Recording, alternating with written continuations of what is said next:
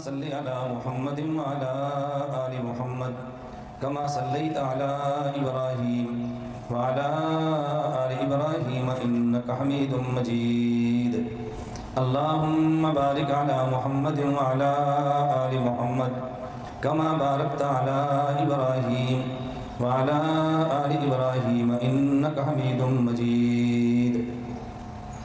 ہر ابتدا سے پہلے ہر انتہا کے بعد، ہر ابتدا سے پہلے ہر انتہا کے بعد ذات نبی بلند ہے ذات خدا کے بعد۔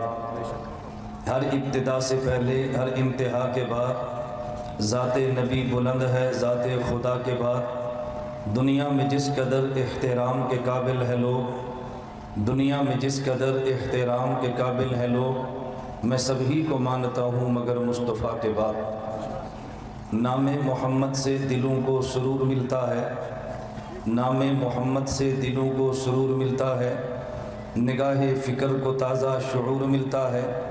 نصیب کیسا بھی ہو واسطہ احمد کا دے کے، نصیب کیسا بھی ہو وسیلہ محمد کا دے کے، خدا سے جو بھی مانگے ضرور ملتا ہے۔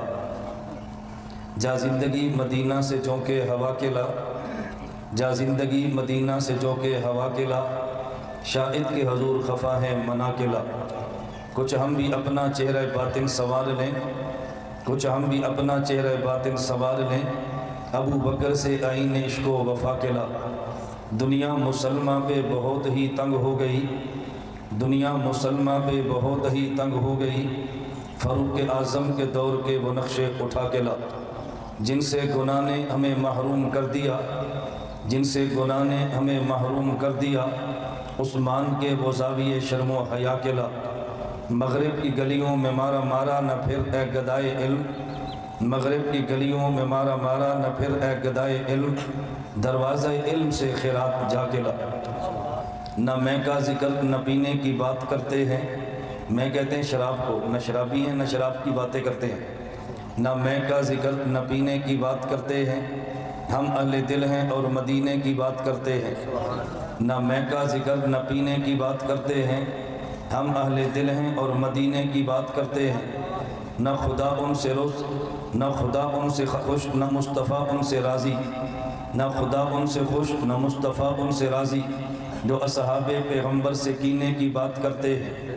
وہ مردہ دل ہیں جو قائل نہیں حیات النبی کے، وہ مردہ دل ہیں جو قائل نہیں حیات النبی کے، ہم زندہ دل ہیں اور جینے کی بات کرتے ہیں۔ معزز علماء کرام، میرے نہایت واجب الاحترام بزرگوں، مسلک اہل سنت والجماعت احناف دیوبند کے ساتھ تعلق رکھنے والے وجود نوجوان دوستوں اور بھائیوں، ہماری یہ آج کی آل جموں کشمیر تحفظ سنت کانفرنس عالمی اتحاد اہل سنت والجماعت کے زیر اہتمام راولہ کوٹ آزاد کشمیر میں منعقد ہوئی ہے۔ جس طرح مجھ سے قبل مفتی نوید صاحب اعلان فرما رہے تھے، اللہ رب العزت نے چاہا تو ہم آزاد کشمیر کے ہر ضلع میں تحفظ سنت کانفرنس بھی منعقد کریں گے اور اپنے امام اعظم ابو حنیفہ نعمان بن ثابت نبر اللہ مرقدہ کے نام پر سیمینار بھی منعقد کریں گے۔ میں آج کے جلسے میں، چونکہ ہماری باضابطہ کشمیر کی سطح پہ پہلی کانفرنس ہے، میں اپنے موضوع پر گفتگو بھی کروں گا اور دلائل بھی دوں گا۔ انشاءاللہ العزیز میں کوشش کروں گا کہ بات آپ کو سمجھاؤں گی اور بات یاد بھی کراؤں، لیکن اس کے ساتھ ساتھ عالمی اتحاد اہل سنت والجماعت کی پالیسی، اغراض و مقاصد اور طرز عمل آپ کے سامنے ضرور پیش کروں گا۔ اس کی وجہ بنیادی طور پہ یہ ہے کہ بہت سارے احباب نے مجھے یا میری جماعت کو نہیں سنا، بلکہ انہوں نے میرے بارے میں سنا ہے۔ جب آدمی کسی کو سنے تو ذہن اور ہوتا ہے، اور جب اس کے بارے میں سنے تو ذہن اور ہوتا ہے۔ حضور اکرم صلی اللہ علیہ وسلم مکہ مکرمہ میں تھے، بوڑھی اماں جا رہی تھی، اس کے سر پہ سامان کی گٹھڑی ہے۔ اللہ کے نبی نے پوچھا اماں کہاں جا رہی ہے؟ انہوں نے کہا فلاں جگہ پہ جا رہی ہوں۔ رسول اللہ صلی اللہ علیہ وسلم نے وہ گٹھڑی سامان کی اپنے سر پہ رکھی، جہاں جانا تھا امی جان کو پہنچا دیا۔ جب واپس آنے لگے تو اس بوڑھی اماں نے ہمدردی کرتے ہوئے رسول اللہ صلی اللہ علیہ وسلم کو نصیحت کرنے لگی، کہتی ہے بیٹا واپس مکہ جاؤ تو محمد کے قریب نہ جانا۔ رسول اللہ صلی اللہ علیہ وسلم نے پوچھا جس کا میں ترجمہ اپنی زبان میں کرتا ہوں۔ اماں جان آپ نے محمد کو سنا ہے یا محمد کے بارے میں سنا ہے؟ اس نے کہا میں نے محمد کو نہیں سنا، محمد کے بارے میں سنا ہے۔ رسول اللہ صلی اللہ علیہ وسلم نے فرمایا اگر اجازت ہو کچھ بات میں بھی کروں۔ جب حضور پاک نے بات کی، پوچھا تو کون ہے؟ انہوں نے کہا میں وہ محمد جس کے بارے میں تو نے سنا ہے۔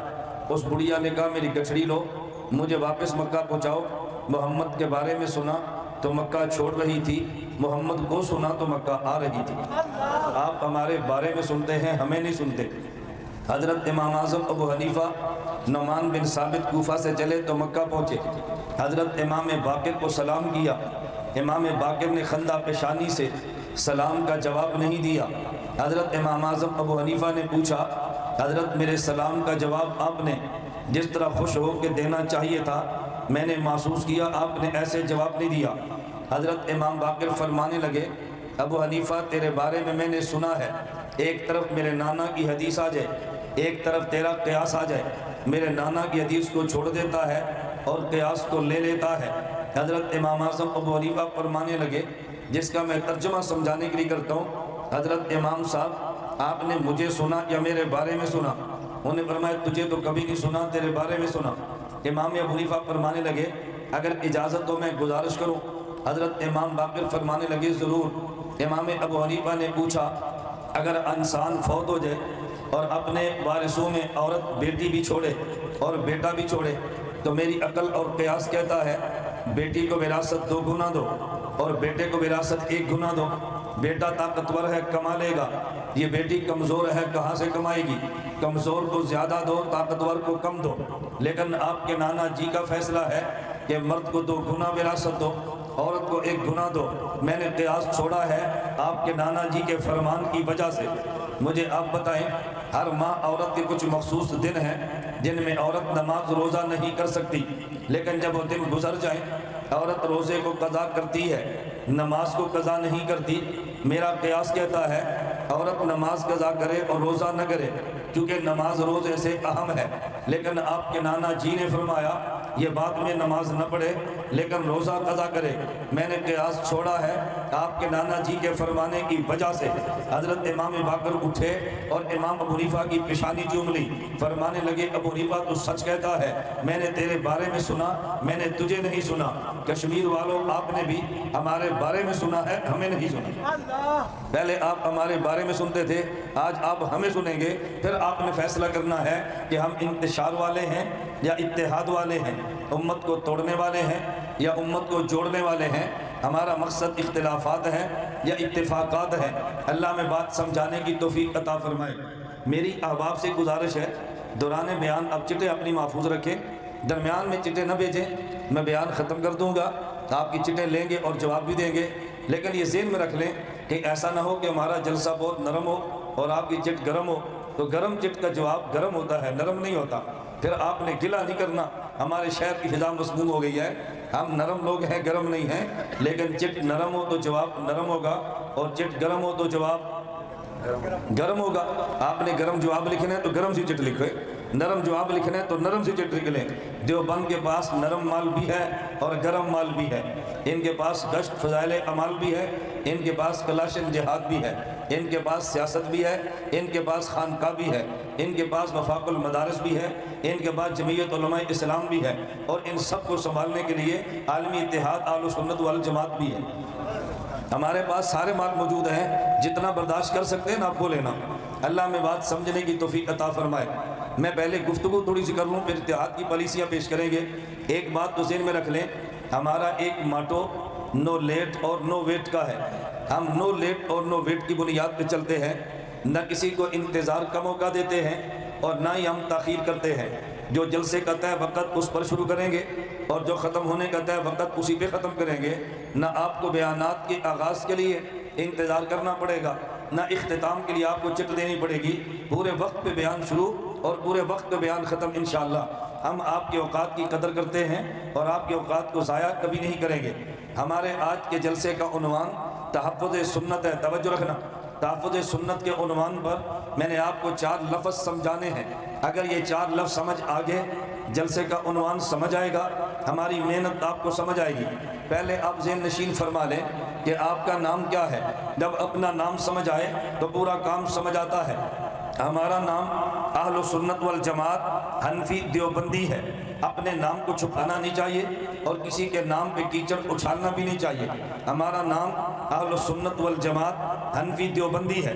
یہ 4 لفظ ذہن میں رکھ لیں، اور جب تک بات پوری نہ ہو اس وقت آپ اٹھے بھی نہ، اور جب تک بات پوری نہ ہو اس وقت تک اپنے ذہن میں اعتراض لائیں بھی نہ۔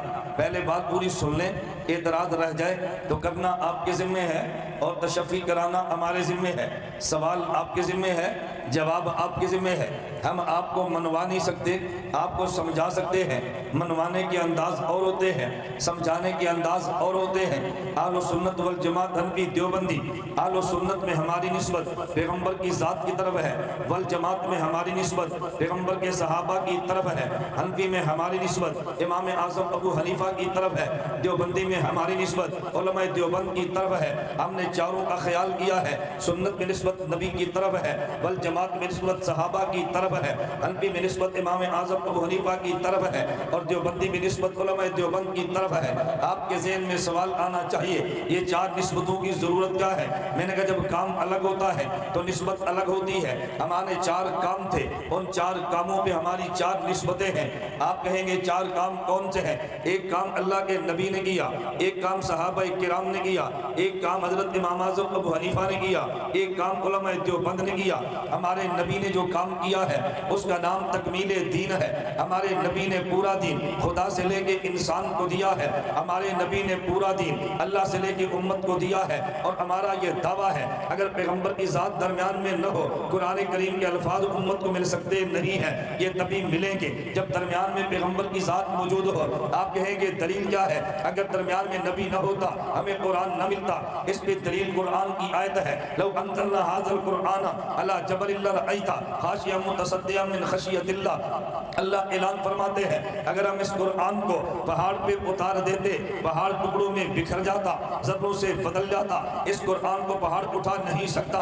اللہ ہمارے ذہن میں سوال آتا ہے اگر یہ قرآن اتنا بوجھ والا ہے، پہاڑ اٹھا نہیں سکتا، تو علماء دیوبند کے مدرسے کا 10 سالہ بچہ قرآن کیسے اٹھا لیتا ہے؟ اور اگر اتنا ہلکا ہے کہ 10 سال کا بچہ اٹھا لیتا ہے تو پھر پہاڑ کیوں نہیں اٹھا سکتا؟ حضرت قاری حکیم الاسلام مولانا محمد طیب رحمۃ اللہ علیہ دارالعلوم دیوبند کے 40 سالہ محتمم ہیں، انہوں نے سوال کا جواب دیا ہے، اور آج کے دنوں میں جواب سمجھنا بڑا آسان ہے۔ فرمایا تم آسمان کو دیکھو، ادھر سورج بھی ہے، اور رات کو دیکھو چاند بھی ہے۔ اگر دن کی گرمی میں آدمی سورج پہ اپنی نگاہ ڈالے، آنکھیں جواب دے جاتی ہے، سورج کی روشنی پہ آنکھ ٹک سکتی نہیں ہے۔ اور اگر دن کو 12 بجے سورج کے سامنے بیٹھ جائے، انسان کا جسم اس کی تپش کو برداشت نہیں کر سکتا، لیکن 14ویں کا چاند نکل آئے، اس کی چاندنی کو دیکھنے میں آنکھ کو مزہ آتا ہے، اور اس کی ٹھنڈک کو سہنے میں جسم کو لطف آتا ہے۔ اس کی وجہ کیا ہے؟ سورج کو منیر کہتے ہیں، چاند کو مستنیر کہتے ہیں۔ سورج کی روشنی اپنی ہے، چاند کی اپنی نہیں ہے، سورج سے نکل کے چاند کو ملتی ہے۔ سورج جلال والا ہے، اس کی روشنی جلالی ہے، سورج جلال والا ہے، اس کی تپش جلالی ہے، اس لیے جلالی روشنی کو آنکھ سہ نہیں سکتی، جلالی تپش کو بدن سہ نہیں سکتا، لیکن چاند جمال والا ہے۔ جب سورج کی جلالی روشنی چاند کے جمال سے گزر کر آتی ہے تو جو پہلے ضیاء تھی اب نور بن جاتی ہے، پہلے چاندنی تھی اب یہ قمر، اب یہ نورانیت میں بدل جاتی ہے۔ تو جس چاندنی کو، جس روشنی کو دیکھنے کی آنکھ میں ہمت نہیں تھی، اب چاند سے گزر کر آئی ہے تو دیکھنے میں لطف آتا ہے۔ سورج کی تپش کے سامنے بدن لاجواب تھا، لیکن جب سورج کی حرارت چاند کے جمال سے گزری ہے، حرارت برودت میں بدل گئی ہے، اس کو سہنے میں جسم کو لطف آتا ہے۔ سورج جلال والا ہے، چاند جمال والا ہے، سورج کی روشنی جلالی ہے، چاند سے گزری جمالی ہے، سورج کی تپش جلالی ہے، چاند سے گزری جمالی ہے۔ تو جس روشنی کو سہنے کی آنکھ میں طاقت نہ تھی، یہ چاند کے جمال کی برکت ہے، آنکھ سہ رہی ہے۔ جس تپش کو سہنے کی بدن میں طاقت نہیں تھی، یہ چاند کے جمال کی برکت ہے، اسے سہنے میں بدن لطف محسوس کر رہا ہے۔ میرا اللہ جلال والا ہے، اس کا کلام جلالی ہے۔ اگر اللہ جلالی کلام کو سیدھا پہاڑ پہ اتار دیتے، پہاڑ ٹکڑوں میں بکھر جاتا، ذروں میں بدل جاتا۔ اللہ نے جلالی کلام کو فَإِنَّهُ نَزَّلَهُ عَلَىٰ قَلْبِكَ مصطفیٰ کے جمالی سینے پہ اتارا ہے، پھر محمد کی جمالی زبان سے نکالا ہے۔ تو جلالی کلام تھا، پہاڑ میں سہنے کی طاقت نہ تھی، یہ مصطفیٰ کے سینے کے جمال کی برکت ہے کہ 10 سال کا بچہ قرآن اٹھا رہا ہے۔ اس کا ایک کو بند کرو ہے، شور ختم کرو۔ میں بتا یہ رہا تھا سنت میں نسبت، آپ نہ دیکھو، آپ مجھے دیکھو، سپیکر اس کا کام ہے، آپ کا کام نہیں ہے۔ آپ سادے ہو لیکن اتنے سادے بھی نہیں ہو نا کہ لاؤڈ سپیکر والے اور مولانا میں فرق نہ کر سکیں۔ سنت میں ہماری نسبت توجہ مصطفیٰ کی طرف ہے۔ کیا معنی؟ سنت نام ہے دین کامل کا، توجہ رکھنا، سنت نام ہے دین، دو لفظ ذہن میں رکھ لیں، نمبر ایک لفظ سنت ہے، نمبر دو لفظ حدیث ہے۔ سنت اور حدیث میں فرق ہے۔ سنت وہ بھی ہے جو قرآن سے ثابت، سنت وہ بھی ہے جو حدیث سے ثابت، توجہ رکھنا، چونکہ سنت اس عمل کا نام ہے جس کو پیغمبر کے صحابہ لے کے چلے ہیں۔ عربی زبان میں کہتے ہیں سنت کا معنی ہے الطریقۃ المرضیۃ المسلوکۃ فی الدین، میرے پیغمبر کا وہ عمل جس کو صحابہ لے کے چلے وہ سنت بنتا ہے۔ ایک سنت اور ایک فرق سمجھ لیں، ایک سنت اور ایک حدیث اور سنت میں کیا فرق ہے؟ سنت اس عمل کا نام ہے جس کو صحابہ لے کے چلے ہوں، جس کو صحابہ لے کے چلے نہ ہوں، پیغمبر کے دور میں ختم ہو جائے، اسے سنت نہیں کہتے۔ میں اس کی کئی مثالیں ہیں، ایک مثال دیتا ہوں۔ رسول اللہ صلی اللہ علیہ وسلم مکہ سے مدینہ آئے تو اللہ کے نبی نے نمازیں 16 ماہ تک بیت المقدس کی طرف منہ کر کے پڑھی ہے۔ اب دنیا میں کوئی مسلمان بیت المقدس کی طرف منہ کر کے نماز پڑھنے کے لیے تیار، حالانکہ اللہ کے نبی نے پڑھی ہے۔ کوئی بندہ آپ سے پوچھے کیوں نہیں پڑھتے، آپ کہتے ہیں پہلے پڑھی تھی، پھر قبلہ بدل گیا تھا تو پتہ چلا کہ قبلہ بیت المقدس کی طرف منہ کر کے نماز پڑھنا یہ سنت نہیں ہے۔ آپ حدیث تو کہہ سکتے ہیں لیکن یہ سنت نہیں ہے۔ توجہ، دوسرا مسئلہ، اللہ کے نبی نے بیک وقت نکاح کتنے فرمائے؟ اتنا علم تو آپ کے پاس ہے نا۔ حضور پاک نے بیک وقت کتنے نکاح فرمائے؟ 11 نہیں 9، اتنے سادے نہ بنو، 9۔ 11 حضور کی کل بیویاں ہیں لیکن حضور کے بیک وقت نکاح میں 9 ہیں۔ حضور کی زندگی میں خدیجہ بھی فوت ہو گئی، حضرت زینب بھی فوت ہو گئی۔ حضور کی 2 بیویوں کا نام زینب ہے، ایک ہے زینب بنت جحش، ایک ہے زینب بنت خزیمہ، اور ایک ہے حضور کی بیٹی زینب بنت محمد۔ وہ زینب الگ الگ ہے، میں بات سمجھانے لگا۔ اللہ کے نبی نے بیک وقت نکاح کتنے فرمائے؟ بولتے جاؤ۔ تو کوئی 9 نکاح کر سکتا ہے؟ اللہ کے نبی نے کی، آپ کیوں نہیں کر سکتے؟ تو جو بندہ یہ کہے سنت وہ عمل جو نبی نے کیا، آپ کو نبی نے 11 نکاح کیے، امت کے لیے 11 جائز کیوں نہیں ہے؟ کہیں گے نبی کے ساتھ خاص ہے، امتی نہیں کر سکتا، تو پتہ چلا سنت کا صرف معنی یہ نہیں ہے وہ کام اللہ کے نبی نے فرمایا ہو، صرف معنی یہ نہیں ہے۔ صحیح بخاری اٹھا کے دیکھ لے، اللہ کے نبی نے کھڑے ہو کے پیشاب فرمایا، لیکن کھڑے ہو کے پیشاب فرمانا یہ سنت نہیں ہے، یہ ضرورت کے تحت ہے۔ تو سنت کا معنی وہ عمل ہے جس کو پیغمبر کا صحابی لے کے چلے، حدیث اس عمل کا نام نہیں ہے جسے پیغمبر کا صحابی لے کر چلے۔ بات توجہ سے سمجھنا، ہم آل و سنت ہیں، آل حدیث خود کو نہیں کہتے۔ جو عمل ختم ہو گیا وہ بھی حدیث ہے، جو چل پڑا وہ بھی حدیث ہے، لیکن جو ختم ہو جائے وہ سنت نہیں ہے۔ ایک فرق بلکہ 3 فرق سمجھ لیں سنت کے بارے میں، حدیث کے بارے میں۔ آپ سنیں گے یہ حدیث صحیح ہے اور یہ حدیث ضعیف ہے، سنت کے بارے میں کبھی نہیں سنیں گے یہ سنت صحیح ہے، یہ سنت ضعیف ہے۔ حدیث کبھی ضعیف بھی ہوتی ہے، سنت ہمیشہ صحیح ہی ہوتی ہے۔ حدیث کے بارے میں سنیں گے آپ یہ سنیں گے کہ یہ حدیث، توجہ رکھنا، یہ حدیث ناسخ ہے، یہ منسوخ ہے، یہ پہلے دور کی ہے، یہ بعد کے دور کی ہے۔ سنت کے بارے میں کبھی نہیں سنیں گے یہ سنت منسوخ ہے، یہ سنت ناسخ ہے، کیونکہ سنت منسوخ کبھی نہیں ہوتی۔ آپ حدیث کے بارے میں سنیں گے اس مسئلے پر 2 حدیثیں ہیں لیکن سنت پہ نہیں سنیں گے، اس مسئلے پہ 2 سنتیں ہیں، سنت ہمیشہ ایک ہوتی ہے۔ پتہ یہ چلا حدیث کبھی منسوخ بھی ہوتی ہے، سنت منسوخ نہیں ہوتی، حدیث ضعیف بھی ہوتی ہے، سنت کبھی ضعیف نہیں ہوتی۔ ایک مسئلے پہ 2 حدیثیں ہوتی ہے، ایک مسئلے پہ 2 سنتیں نہیں ہوتی، اس لیے ہم خود کو اہل حدیث نہیں اہل سنت کہتے ہیں۔ کیا کہتے ہیں؟ اہل سنت یا اہل حدیث؟ میں وہ چیلنج نہیں کرتا جو مناظرین کرتے ہیں، میں ویسے کہتا ہوں یہ ہمارا اعلان ہے، پوری دنیا میں کوئی حدیث پیش کر دی جائے جس میں پیغمبر نے فرمایا ہو میری احادیث پہ عمل کرو، میں حدیثیں پڑھتا ہوں جس میں پیغمبر نے فرمایا میری سنت پہ عمل کرو۔ نکاح سنت یا حدیث؟ بتاؤ۔ ولیمہ سنت یا حدیث؟ کبھی آپ نے شادی کارڈ پہ لکھا ہو کہ حدیث ولیمہ ہوگا تشریف لائیں، کہتے ہیں مسنون ولیمہ ہوگا۔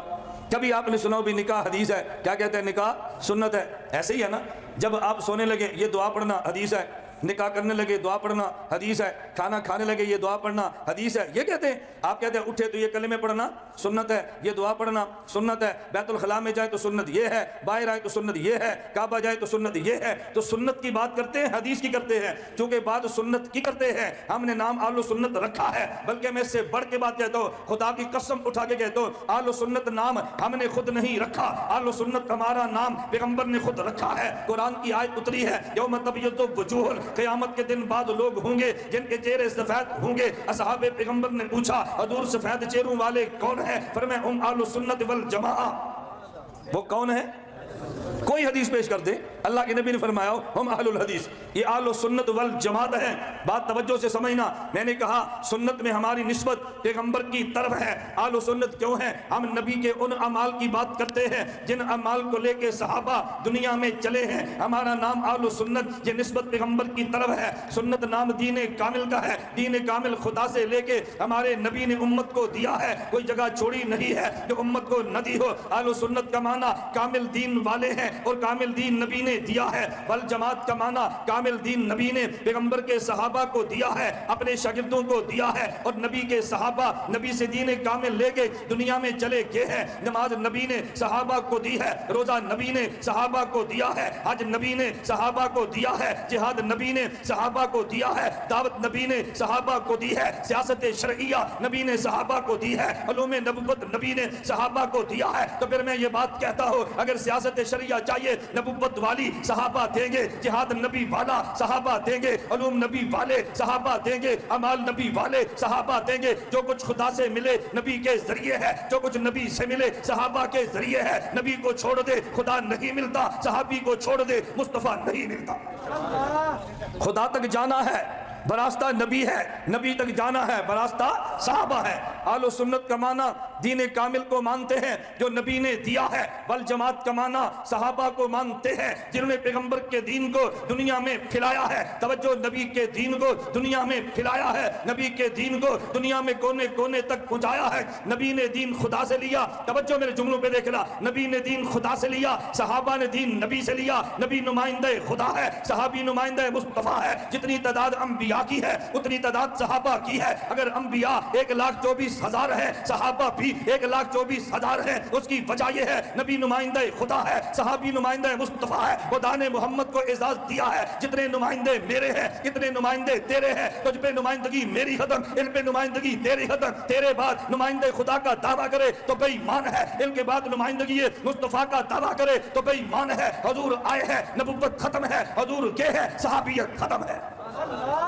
تو سنت کا معنی اس نبی کو مانتے ہیں جس نے دین کامل دیا ہے، والجماعت کا معنی ان صحابہ کو مانتے ہیں جنہوں نے دین کامل کھلایا ہے۔ نبی دین کامل لانے والے ہیں، صحابی دین کامل پہنچانے والے ہیں۔ ہم نبی کو بھی مانتے ہیں، جماعت صحابہ کو بھی مانتے ہیں۔ بات توجہ سے سمجھنا، میں ایک لفظ کہتا ہوں، آج 2 لفظ دنیا میں چلتے ہیں۔ ہم کہتے ہیں اہل سنت والجماعت، کیا کہتے ہیں؟ بعض لوگ کہتے ہیں اہل سنت والجماعت۔ لوگ پھر ہم سے پوچھتے ہیں، جب پھنستے ہیں پھر فون کرتے ہیں، جب نہیں پھنستے پھر فون نہیں کرتے، اور ہمیں اس پہ غصہ بھی نہیں آتا۔ کیوں؟ ہماری حیثیت ڈاکٹر کی ہے نا، تو ڈاکٹر کے بعد بندہ کب جاتا ہے؟ صحت مند ہو یا بیمار ہو۔ اب کوئی ڈاکٹر ناراض ہوتا ہے، روزانہ مٹھائی کی دکان پہ جاتے ہو، روزانہ فروٹ کی دکان پہ جاتے ہو، جب مرتے ہو تو میرے پاس آتے ہو، کہتے ہیں ڈاکٹر صاحب آپ ہیں ہی اس لیے ہم گرم نہیں ہوتے، ہر مہینے سے روزے لگاتے ہو، ہر سال چلا لگاتے ہو، پھنستے ہو تو ہمارے پاس آتے ہو، کیوں؟ وہ مٹھائی کی دکان ہے، یہ کلینک ہے۔ وہ کون سی دکان ہے اور یہ کون سی ہے؟ بتاؤ۔ اب اگر کوئی بندہ ہمارے بیان میں آئے اور تھوڑی سی تکلیف ہو، آپ نے ناراض نہیں ہونا، مولانا صاحب آپ کا بیان ٹھیک نہیں نا، آپ نے کہا نہیں مولانا صاحب کا انجیکشن ٹھیک تھا، انجیکشن لگے کچھ درد ہوتی ہے نا۔ یہ میں اس لیے بات سمجھاتا ہوں کہ بعض رات غلط فہمی کا شکار ہے، فلاں مولانا کا بیان ہے سارے خوش ہیں، تیرے بیان پر سارے خوش نہیں ہیں۔ میں نے کہا وہ مٹھائی ہے، یہ انجیکشن ہے، انجیکشن پر سارے خوش نہیں ہوتے۔ مریض کو بھی انجیکشن لگاؤ، وہ مفید سمجھتا ہے، انجیکشن لگواتا بھی ہے، ساتھ سی بھی کرتا ہے۔ کوئی ڈاکٹر سے کہے دیکھو اس پکوان کی دکان پہ سارے خوش ہیں، تیرے اوپر سارے خوش نہیں ہیں، وہ کہے گا بابا تو نے مجھے سمجھا ہی نہیں ہے، میں کون سی باتیں آپ کو سمجھاؤں۔ اللہ کے میں پھر دیکھتا ہوں میں نے باتیں بہت ساری کہنی ہیں۔ ایک ساتھی مجھے کہنے لگا آپ لوگوں نے جماعت بنائی ہے تو کتنے مسلمان کیے ہیں، کتنے حنفی کیے ہیں، کتنے لوگ آپ نے ٹھیک کیے ہیں۔ میں نے کہا ہم نے سب کچھ کیا ہے، لیکن یہ ہماری جماعت کا عنوان نہیں ہے۔ توجہ سمجھنا، ahnafmedia.com ویب سائٹ نوٹ فرمائیں، احناف میڈیا سروسز، فیس بک پہ ہماری آئی ڈی کا وزٹ کریں، آپ کو نظر آئے گا کہ کتنے کافر تھے جو مسلمان ہوئے ہیں. میں حنفی دیوبندی نہیں کہہ رہا, کتنے کافر تھے جو مسلمان ہوئے. ابھی تو چند دن قبل ہم نے صحیح مسلمان کیے, آپ نیٹ پہ دیکھیں تو صحیح, کتنے غیر مقلد حنفی ہوئے, کتنے بدعتی اہل سنت ہوئے. لیکن ایک بھی نہ ہو پھر بھی اعتراض کی بات نہیں ہے. ہمیں کوئی بندہ پوچھے آپ نے کتنے مسلمان کیے, آپ نے کتنے حنفی کیے, یہ بالکل ایسے ہی ہے کہ جیسے آپ کے شہر راولہ کوٹ میں ایک دفتر ہے, اور وہ دفتر ہے, آپ کے شہر میں ایک دفتر ہے سرکاری, اور وہ دفتر ہے فائر بریگیڈ والوں کا, اور وہاں جا کر آپ پوچھے آپ نے کتنے مکان راولہ کوٹ میں تعمیر کیے ہیں, وہ کہے گا اس کو پاگل خانے لے جاؤ, مینٹل اسپتال لے جاؤ. کیوں؟ اس نے کہا ہمارے ذمے مکان تعمیر کرنا نہیں ہے, ہم سے یہ پوچھو کتنے جلتے مکان تم نے بچائے ہیں. ہمارے ذمہ یہ تھا کہ کتنے لوگ ہم نے ٹھیک کیے ہیں, کتنے روکے ہیں, کتنے خراب ہونے والے بچائے ہیں. اللہ میں بات سمجھنے کی توفیق دے. میں سمجھانے لگا, ہم اہل سنت والجماعت لکھتے ہیں, بعض لوگ اہل سنت وجماعت لکھتے ہیں, الف لام نہیں لکھتے. مجھے ایک بندہ کہنے لگا اہل سنت والجماعت, اہل سنت وجماعت, ان دونوں میں فرق کیا ہے؟ والجماعت پہ الف لام ہے, وجماعت پہ الف لام نہیں ہے. اہل سنت والجماعت, اہل سنت وجماعت میں فرق کیا ہے؟ میں نے کہا میں فرق میں قرآن پڑھنے لگا, تجھے قرآن سے دلیل دوں گا. قرآن کریم میں ہے فَعْلَمْ أَنَّهُ لَا إِلَٰهَ إِلَّا اللَّهُ. تم روزانہ کلمہ پڑھتے ہو لا الہ الا اللہ, لا کے بعد الہ ہے, اللہ کے بعد بھی الہ ہے, لیکن لا کے بعد الہ وہ ہے جس پر الف لام نہیں ہے, اللہ کے بعد الہ وہ ہے جس پر الف لام ہے. اگر الف لام نہ ہو تو الہن کہتے ہیں, الف لام آ جائے تو اللہ ہو کہتے ہیں. الہن کا معنی ہر بت ہے, اللہ کا معنی خاص خدا ہے, جماعتن کا معنی ہر گروپ ہے, بل جماعت کا معنی پیغمبر کی جماعت ہے. بات سمجھ آئی؟ الہن سے مراد ہر بت ہے, اور اللہ سے مراد خاص خدا ہے. جماعت سے مراد ہر گروہ ہے, بل جماعت سے مراد خاص پیغمبر کے صحابہ. اہل سنت والجماعت کا معنی ہم نے سنت میں نبی کی طرف نسبت کی ہے, حضور دین کامل کو دینے والے ہیں. اور والجماعت کا معنی پیغمبر سے دین کو لے کے آگے دین کو پھیلانے والے ہیں. لیکن اس جماعت میں بھی توجہ رکھنا, 4 افراد وہ ہیں کہ جن کی حیثیت الگ ہے, بقیہ کی حیثیت الگ ہے. آپ کو وہ 4 کون ہیں؟ نمبر 1 ابو بکر ہے, نمبر 2 عمر ہے, نمبر 3 عثمان ہے, نمبر 4 علی ہے. ان 4 کی حیثیت کو جدا ہے, اس لیے یہ صحابی بھی ہے, خلیفہ راشد بھی ہے, یہ صحابی بھی ہے, نبوت کے جانشین بھی ہے. ان کے لیے میرے نبی نے ایک ممتاز لفظ استعمال فرمایا, فَإِنَّهُ مَن يَعِشْ مِنكُم بَعْدِي فَسَيَرَى اخْتِلَافًا كَثِيرًا. میں نبی دنیا چھوڑ جاؤں گا, میرے دین میں تمہیں اختلاف نظر آئے گا. میں دنیا چھوڑ جاؤں گا, تمہیں دین میں اختلاف نظر. آپ یہی پریشانی ہے نا, مولوی صاحب کی کریے بڑا اختلاف ہے, کوئی مولوی کچھ جان دے, کوئی کچھ جان دے, کوئی اے آن دے, کوئی او آن دے, اسی کتے جائیے ان پڑھ بندے ہیں. میں نے کہا تو ایڈا بھی ان پڑھ رہے ہیں جنہ تو سمجھنا ہے. کوئی دنیا میں آپ کے راولہ کوٹ میں بندہ کہتے ہیں ہم مفتی صاحب بہت پریشان ہیں کہ ادھر سیاسی جماعت یہ ہے, ادھر یہ ہے, ادھر یہ ہے, ہم بڑے پریشان ہیں, کس کو ووٹ دے, ہم تو برباد ہو گئے. تم کبھی نہیں کہتے 10 جماعتوں میں سے ایک کا پرچم بھی اٹھاتے ہو, لڑائیاں بھی لڑتے ہو, جیلیں بھی کرتے ہو, اور جب دین کا معاملہ ہے عمل تو کرنا نہیں ہے نا. ہم بہت پریشان ہیں, کدھر جائیں, کوئی یہ کہتا ہے, کوئی یہ کہتا ہے. تو پھر الیکشن کے موقع پر ووٹ بھی نہ دو نا, سیاسی جماعتوں کے پرچم اپنے گھر پہ نہ لگاؤ نا, اور کوئی جی ہم کدھر جائیں, سادے لوگ ہیں, کوئی کچھ کہتا ہے, کوئی کچھ کہتا ہے. ادھر تو آپ دوڑتے ہیں, ہماری باری, ہم کدھر جائیں, بہت پریشان ہیں. تم اتنے پریشان نہیں ہو جتنی پریشانی کا اظہار کرتے ہو. اور بات سمجھ آ رہی ہے آپ کو؟ اتنے سادے نہ بنا کرو, اور ہم سمجھتے ہیں اصل مسئلہ کیا ہے. میں بات سمجھانے لگا ہوں. اللہ کے نبی نے فرمایا کہ دین میں اختلاف ہوگا, دین میں اختلاف ہونا ہے. اب اختلاف کا حل کیا ہے؟ رسول اللہ صلی اللہ علیہ وسلم نے فرمایا فَإِنَّهُ مَن يَعِشْ مِنكُم بَعْدِي فَسَيَرَى اخْتِلَافًا كَثِيرًا. میرے جانے کے بعد اختلاف ہوں گے.